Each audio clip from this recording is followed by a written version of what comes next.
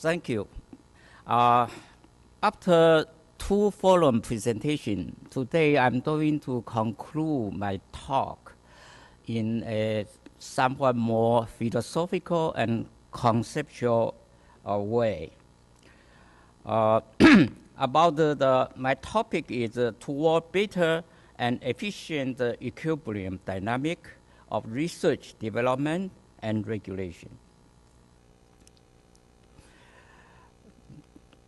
The main point is greener R&D because so much cost for drug discovery.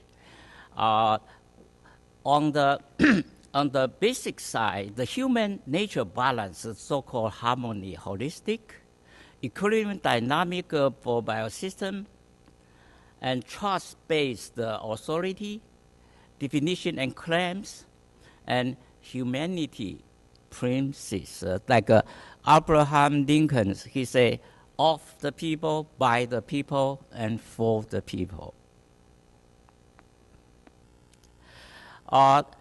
This I present several times, this slide.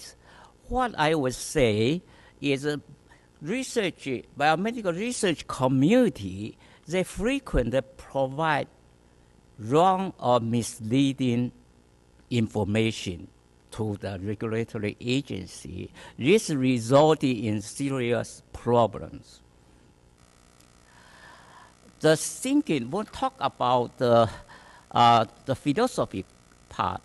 The meeting I attended, World Congress of Philosophy, almost exactly 4 years ago in Seoul, in Korea. This concept is related to Chinese ancient philosophy 2,200 years ago, which is metal, water, fire, earth, and wood. This is translated to the provision, modern provision, very well. And from this, relate to regulation. The regulations, one is some as a naturalism, is pro-life kind of preservation, and other is humanism, is human purpose, including like food and drug, and also like air, water pollution, quality, pollution control, and climate and global warming, energy conservation, greenhouse effect, and genetic material, and so on. So this is related to human activity like food, clothing, drilling, traveling, recreation, arts and sport, and entertaining or spiritual. As I said many times, we cannot, the most deficiency, we always not apparent, not known or not apparent. So it's very important, need scientific definition, with otherwise will be the developmental inefficiency and regulatory ineffectiveness. Talk about the dose effect dynamic. The mass action law I've been mentioning many times. This I'd like to emphasize again echnogreen, P pharmacodynamic priority, and synergy definition. And all these publications, I show this many times, a lot are not accurate or misleading or ambiguous. Of course, there are some outstanding papers. So it can lead to regulatory agency very difficult to decide what is right, what is wrong. The way I did that, my theory is from mathematical, use mass action law, induction, deduction, and generation, derive a lot of equation, and then individual method, and general method, and then computer software. The median effect principle is all across different biological systems. The unified theory is somewhat unprecedented by merging mass-action law with mathematical induction or deduction. This example, the magic power of mathematical induction. 1 plus 2 plus 3 to 10 equals 55. If I say 1 plus 2 plus 2, 6,789, how much? I can answer that in 20 seconds. That's the the mathematical induction. You get 20 seconds, you give me a pocket calculator or iPhone, I can answer in 20 seconds. Okay, so this is the power, but nobody uses this kind of tool in biomedical science. So this is, I presented already, and I want to talk this theory in somewhat different way. It's somewhat related to Chinese Confucius philosophy. Confucian doctrine of the mean. The median effect equation actually, by coincidence, tell the same thing. To be, I can say it's a theory of a half cup of water. A cup half full is half empty. Okay, the median is half affected by drug, half unaffected by drug, and Km in enzyme kinetic is half saturated, half not saturated. pH half ionized, half not ionized. And this half occupied, half not occupied. Or the K, that constant. And it gets stuck. Okay, structure equation is half bond, half free, the KD. Okay, so the whole thing is just like Confucian doctrine of the mean 2,500 years ago. And the median effect plot, the median equation, all this curve, whether effect, toxicity, or lethality, all become straight line. The slope represents the shape. The intercept represents the potency, median effect. So this is called very mathematically, all the curve become linearized. So this is the two-point theory which I mentioned in my last talk. So all those records, regardless of what drug it is or what effect, even radiation or other effect, is all applicable. And this I have shown already. I don't want to spend time to it. Okay. Okay, this I presented already. Okay.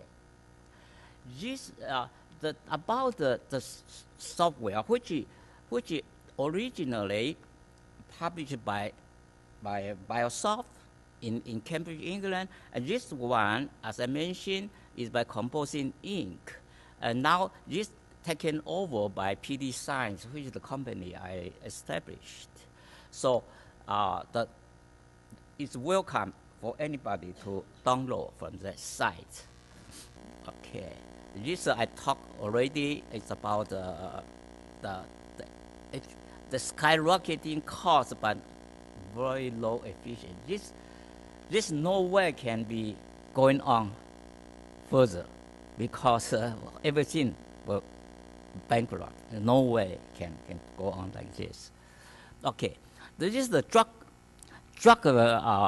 developmental process for preclinical, the mechanistic study, and then this actually not drug discovery. And after that, absorption, distribution, metabolism, excretion, and so on, and then go to the real part in the animal and human. The problem is such a complex process. How can you study it? That's why drug development takes $1 billion. There's no end of it. No bottom. Keep spending money and no end of it. So my proposal is a new dynamic approach bypass all the intermediary step and see the end result based on mass action law. In other words, using mass action law as a common denominator simplify very complicated biological science to very simple one. Make it things easier. Otherwise, you can spend all your life, still cannot finish. There's still more questions. So, as I mentioned here, this drug effect and this an intermediate, this end step, nobody knows how many steps it is, how much money going to spend. All we care is dose and effect, the end result. The intermediate, you can spend 5 years, 10 years, 20 years, there's no end of it. And that's why FDA don't know what to do. They ask volumes of data. They even don't know what it is, how to interpret it. It's so costly for nothing. Not for nothing, for very little. Okay, this I presented already. Okay, this I presented already. Okay, here. Now I won't go to too much detail because of the legal system. For example, possible litigation for synergy claim. Drug company A and company B, okay, they develop a new drug, and this is a smaller generic drug. In U.S. federal law, Hatch-Waxman Act, that's the so-called Drug Price Competition and Patent term, that the Restoration Act.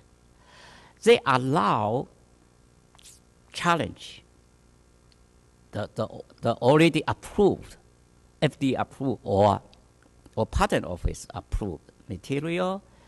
So they spend a lot of money, but did not do it right, it can be challenged. So in this case, let's go to the court, and then the court make the verdict or settlement. I know at least 3 cases already. Okay, and this synergy claim combination index prevail. Okay, this is a conceptual sense. This most cited drug combination paper, it takes 10 years to cite only 335. From 1 to 6 to 330 for 10 years. And 31 years later, it's almost 1/3 of a century. People more and more accept it. But still, a lot of people still don't know what it is. Still don't know. So the synergy thing is so important.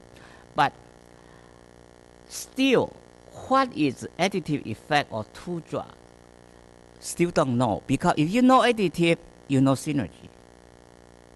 If you don't know what is additive, you don't know what is synergy. But everybody talk about synergy, okay? So the paradigm shift, this is a so-called revolutionary shift. It's very difficult. Reform is usually very slow, but need to pay the price very highly because there are a lot of different. So, this interesting slide, resistant to new scientific novelty. Reform is slow and difficult due to complacency and status quo. You say, we've been doing that for 10 years, 20 years. Why you talk about something new? People resist to do like that. So it took centuries to convince people and scientists that Earth is not flat. And sun is not circulating the Earth. It takes centuries. It took half a century to convince people and regulator that cigarette smoking is hazard to the health. It takes half a century. That's the typical example. So the breakthrough progress or disruptive revolutionary science is not gradual, nor not always gradual or business as usual, like accumulation of knowledge, such as telephone to smartphone, candle to light bulb, and like a propeller to jet, 3D to 2D to 3D. That's all revolutionary. This is not the gradual process. So this is the basic concept, so-called paradigm shift. This I want to show you this famous talk. This I mentioned that earlier, first day of my talk. Max Planck, the great physicist who got Nobel Prize in 1918 on quantum mechanics, he said, a new scientific truth does not triumph by convincing its opponent to make them to see the light, but rather because its opponent eventually die and a new generation grow up that is familiar with it. Another big scientist, also a philosopher, is called Thomas Kuhn. He wrote a book on the structure of scientific revolution. He is the one coined the paradigm shift, that terminology. His book was number 4, the most cited academic book at all time. It's many million citations. So that's what he said. Normal science often suppress fundamental novelty because they are necessarily subversive to the basic commitment. So this is my talk. Thank you.